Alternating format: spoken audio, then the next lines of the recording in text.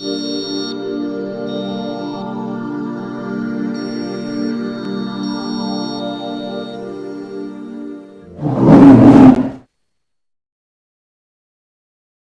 everybody, welcome to Beer Beer Reviews with me, your host Jack, and time for another showcase on a beer.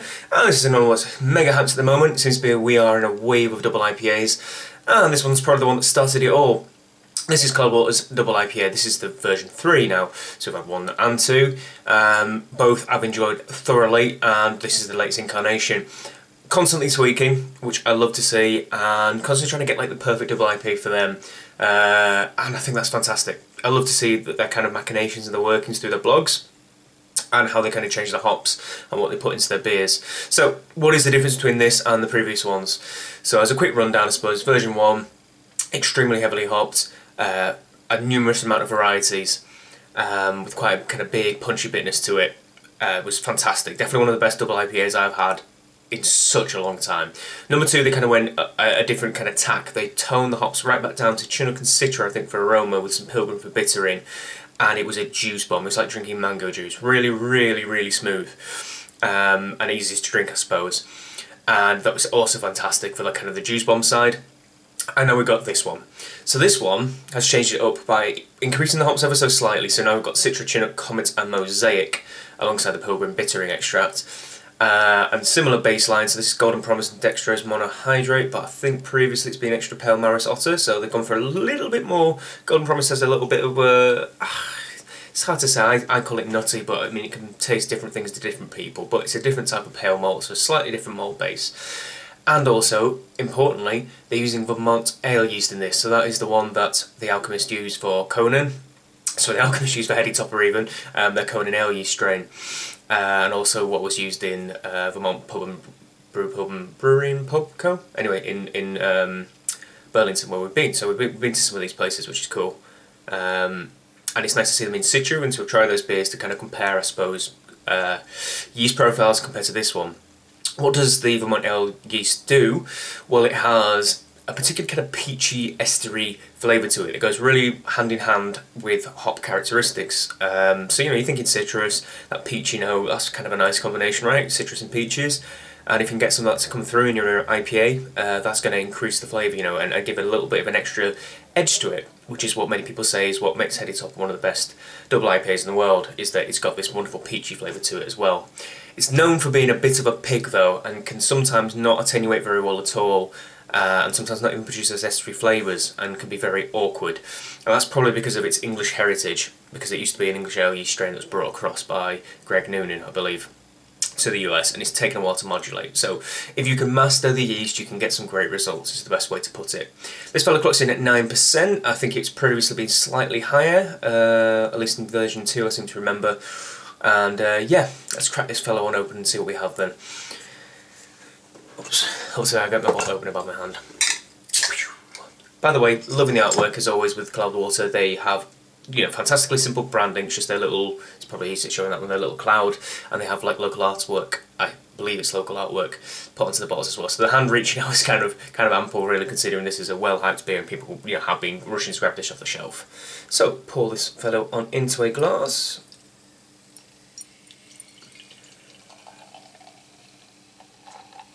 And as it's becoming kind of a thing with me, we're using proper glassware. We might as well use the Craft Master glass, and might as well use Cloudwater's Craft Master glass as well. So into the glass we have an ever so slightly hazy beer, nice carbonation. It's a fluorescent orange, which is like the best colour in the world. I love fluorescent orange. Actually, I'm probably giving this a bit of it's definitely got a little bit, you can see, oops, better if I do that, you can just about see clarity through there, but I guess in your average pint glass you are talking one of the lovely, lovely Merc bombs. I love a hazy IPA. It makes me know that they haven't done terrible things to it, like filter it. So there's flavour in there, in my opinion. Many people will say otherwise. Nice fluffy white head sticking around for the ride as well. Looks fantastic. I seem to remember if you go over to Real Craft Beer, Simon's channel, he did a Humulus Lupus event where we had loads of showdown between loads of different breweries and their IPAs.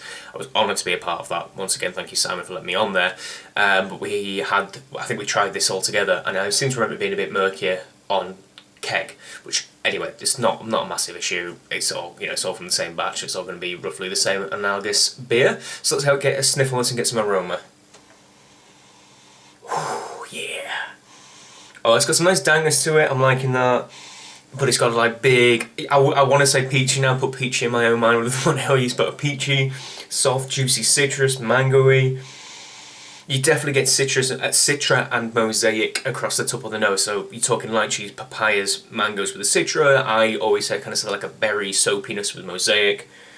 Chinook is the absolutely quintessential grapefruit hop. I love Chinook. I'm guessing that's getting some of those dank notes across on the nose. And Comet is a hop I've not really used much, so I won't give it my own tasting notes, but I believe it's just kind of, again, a citrusy, grapefruity, sometimes dank hop. Quote me, tell me if I'm wrong. Smells fantastic though, leaping out the glass, big, fresh, vibrant aromas, it's juicy as anything. I expect nothing less from a Cloudwater double IPA now. It smells fantastic, really does. So cheers everyone, let's get in there and give it a try.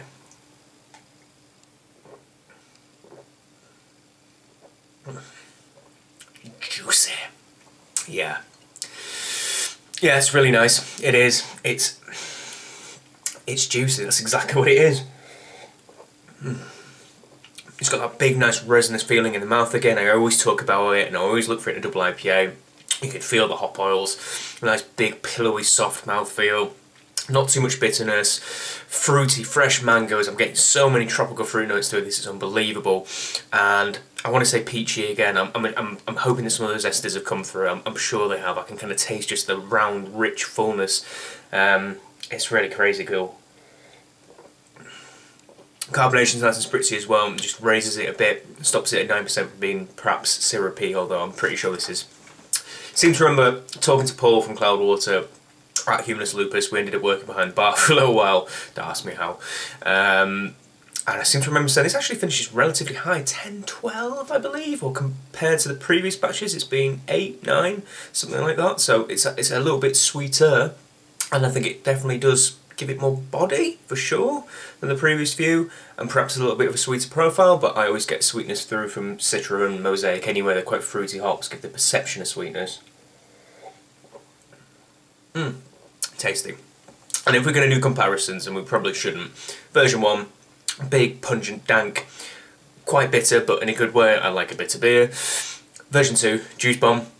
Version 3, somewhere in between. It's got a little bit more punch to it, a little bit more dankness on the palate. It's not just kind of the fruity notes, but it's not like a dank bomb. It's not really massively West Coast and bitter and dry, I suppose. And it's fantastic. It's juicy. I could drink 12 pints of this. I couldn't. You'd find me paralytic after one. But it's such an easy drinking beer, and it just satisfies the hop need. It's really tasty. It is. It's a really nice beer. And I wish I could make stuff like this. Crazy cool.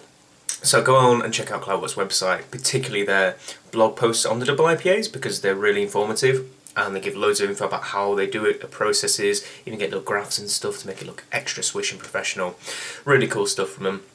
And version 4 is already in the tanks as far as I know, so keep your eyes open for more double IPA reviews. Crazy cool. So please like, favourite, comment and subscribe, and until the next beer review, cheers.